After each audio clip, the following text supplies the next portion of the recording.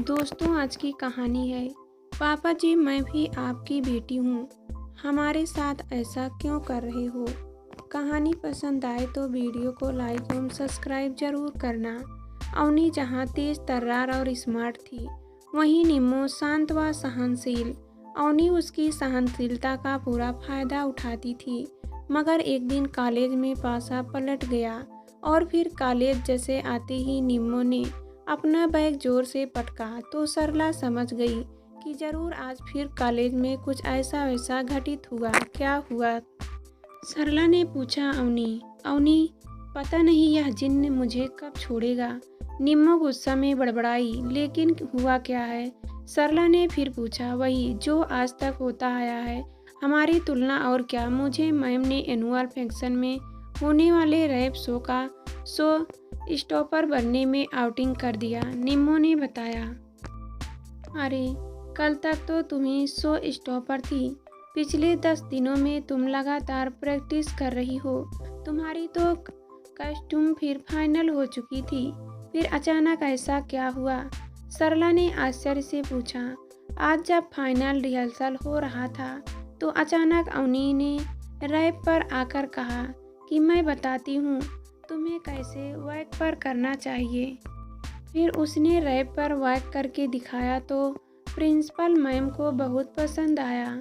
उन्होंने कहा कि इस फैशन शो में शो स्टॉपर के लिए अवनी को ही फाइनल कर दो, और मुझे आउट कर दिया गया।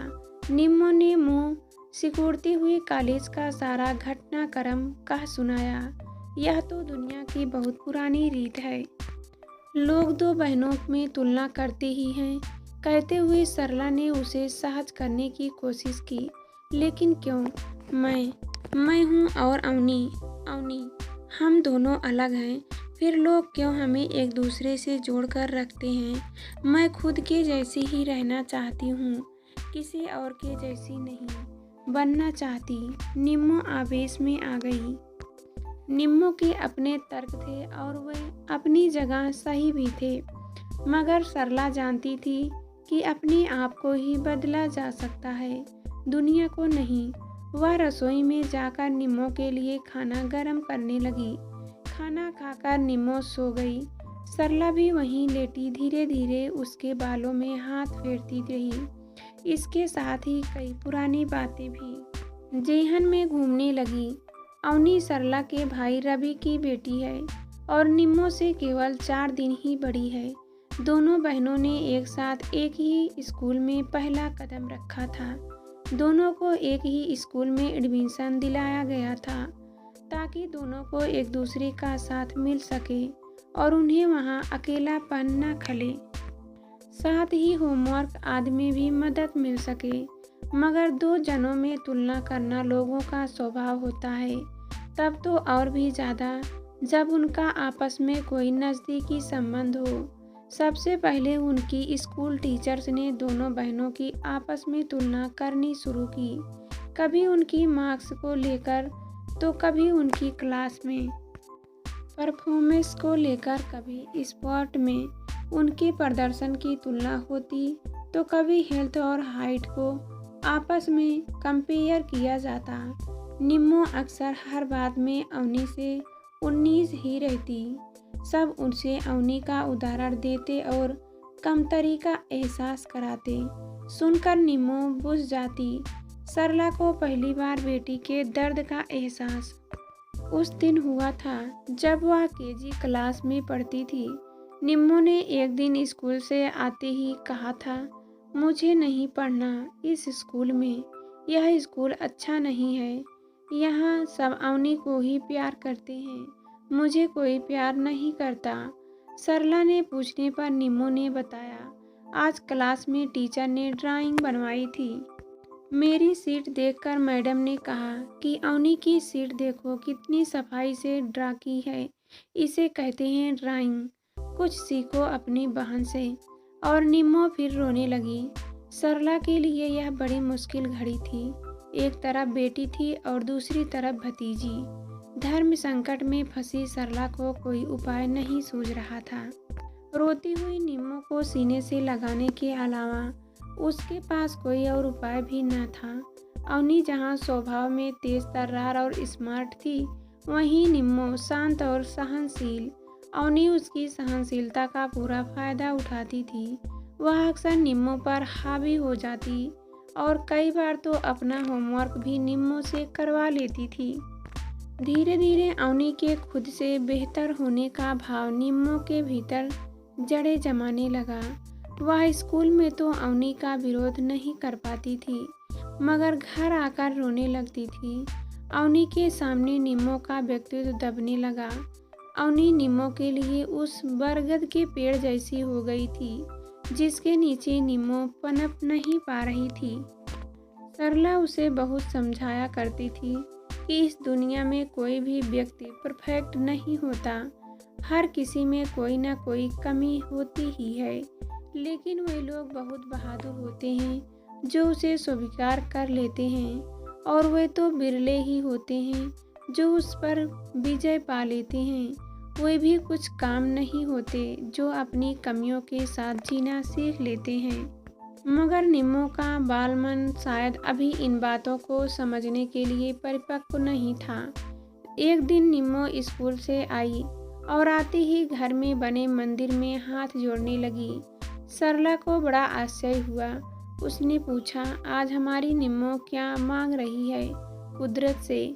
निम्मो ने मासूमियत से कहा, माँ, मैं कुदरत से प्रेम कर रही हूँ कि वह अगले जन्म में मुझे अवनी जैसी सुंदर और स्मार्ट बना दे। उसके मुंह से ऐसी बात सुनकर सरला हैरान रह गई। उसने निम्मो से कहा, बिट्टो, अगला पिछला कोई जन्म नहीं होता, जो कुछ है सब यही है। कुदरत ने हर इंसान को अपने आप से बहुत ही खास बनाया है और एक दूसरे से अलग भी। इसलिए तुम दोनों बहनें भी एक दूसरे से अलग हैं। तुम दोनों की अपनी अपनी खासियत है। हाँ, इस जन्म में अगर तुम अच्छे काम करोगी तो बहुत अच्छी इंसान जरूर बन जाओगी। मगर निम्मो को माँ की बातें ज़्यादा समझ में नहीं आई। उसके दिमाग में तो हर वक्त अपने आप को अवनी से बेहतर साबित करने की तरकीबें ही चलती रहती। सेकेंडरी स्कूल के रिजल्ट वाले दिन प्रिंसिपल मैम ने असेंबली में उन सब बच्चों के लिए तालियां बजवाई जिन्हें 80% के से ज़्यादा नंबर मिले थे। निम्मो और अवनी को भी स्टेज पर बुलाया गया। मार्कशीट देखकर टीचर ने कहा, यहाँ भी हमेशा की तरह अवनी ने ही बाजी मारी। उसे निम्मो से 4 नंबर अधिक मिले थे। बस फिर क्या था, निम्मो ने घर आकर रो रो कर बुरा हाल कर दिया, खुद को कमरे में बंद कर लिया और स्कूल छोड़ने की जिद पर अड़ गई। यह देखकर सरला ने सेकेंडरी स्कूल के बाद निम्मो का स्कूल चेंज करवा दिया। भाई ने कारण पूछा तो सरला ने सब्जेक्ट चेंज करने का बहाना बनाकर उसे टाल दिया। चूँकि अवनी पहले ही आस्तर सब्जेक्ट बन चुकी थी, इसलिए निम्मो ने इंटरेस्ट न होते हुए भी कॉमर्स सब्जेक्ट चुना और इस बहाने से अपना स्कूल बदल लिया। अवनी से दूर होते ही निम्मो का मानसिक तनाव झुमतर हो गया और साल भर में ही उसका व्यक्तित्व निखर आया। बेटी का बढ़ता हुआ आत्मविश्वास देखकर सरला उसके स्कूल बदलने के अपने निर्णय पर खुश थी। 2 साल में ही निम्मो ने अपना कद निकाल लिया। हालांकि निम्मो की शारीरिक बनावट अवनी जैसी ढांचे में ढली नहीं थी, मगर उसकी सादगी में भी एक कशिश थी। जहां अवनी को देखकर कामुकता का एहसास होता था, वहीं निम्मो की सुंदरता में शालीनता और गर्मियाँ थी। मेरी आंखों में कोर भीग गए थे। ऐसा लगा मेरा आँख किसी कोने में जरा सा संतुष्ट हो गया है। सोचती थी पति की जिंदगी में मेरा ज़रूरत ही नहीं रही, मगर माँ बेटी का यह सुख सिर्फ 2 साल से ज़्यादा कायम नहीं रह सका। स्कूल खत्म होते ही अवनी ने भी निम्मो के ही कॉलेज में एडमिशन ले लिया। फिर से वही पुरानी कहानी दोहराई जाने लगी। फिर से वही दोनों बहनें में तुलना, मगर अब सरला के पास कोई दूसरा विकल्प नहीं था, क्योंकि कस्बे में एक ही कॉलेज था और इसी कॉलेज में पढ़ना दोनों की मजबूरी थी। अब तुम बच्ची नहीं हो निम्मो, अपनी लड़ाई अपने हथियारों से लड़ना सीखो। तुम्हारा आत्मविश्वास ही तुम्हारा सबसे पैना हथियार है। सरला बेटी को आने वाले कल के लिए तैयार करने में जुटी थी। यह उनके कॉलेज का पहला ही साल था, यानी दोनों में ही अभी स्कूल का लड़कपन बाकी था। अब एनुअल फंक्शन में रह भी शो निम्मो की जगह अवनी को शो स्टॉपर बना दिया गया तो निम्मो का स्वाभिमानी मन बहुत आहत हुआ और उसने शो में मॉडलिंग करने से ही मना कर दिया। तुम चाहो तो अपना यह आउटफिट लेकर जा सकती हो। अवनी किसी भी इस्तेमाल की हुई चीज़ें नहीं लेती। मैंने अपने लिए दूसरा आउटफिट मंगवा लिया। परफेक्ट रूम छोड़कर बाहर आती। निम्मो ने अवनी का ताना सुना लेकिन कुछ बोली नहीं, चुपचाप रूम से बाहर निकल आई। अवनी अब जब अदा से अपने जलवे बिखेरती रैप पर आई तो ऑडिटोरियम के बैठी सभी लड़कियां तालियां बजाने लगी। लड़के सीटियां निम्मो फंक्शन बीच में ही छोड़कर ऑडिटोरियम से बाहर आ गई।